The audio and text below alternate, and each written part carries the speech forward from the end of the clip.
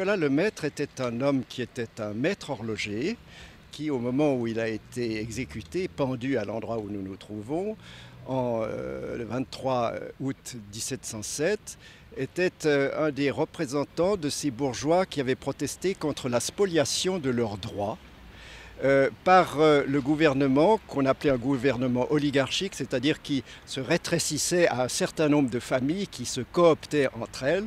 Et il a donc ainsi accompagné celui qui était le leader de tout ce mouvement, qui s'appelait Pierre Fassiaux.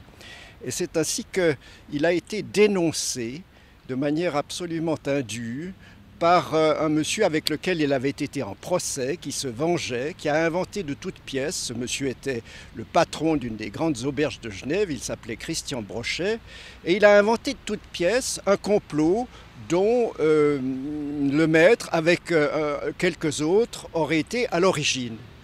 Et ce complot consistait à tuer les 4 syndics, à prendre d'assaut l'arsenal, à tuer aussi les troupes étrangères, c'est-à-dire bernoises et zurichoises, que le gouvernement avait appelées pour maintenir l'ordre. Bref, tout ça était inventé, mais le gouvernement s'est saisi de cette histoire parce qu'il s'est dit c'est le moment de pouvoir faire une épuration de tous ces gens qui nous ont causé tellement de soucis. Le gouvernement avait peur, et quand on a peur, on a des actes très violents en réponse.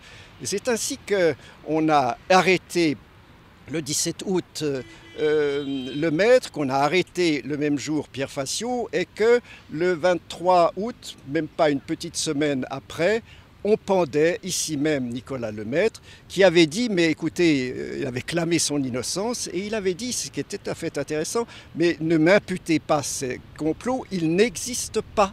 N'est-ce pas?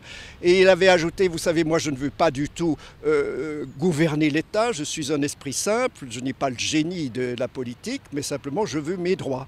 Et c'est ainsi qu'on a eu vraiment un déni de justice et un assassinat politique.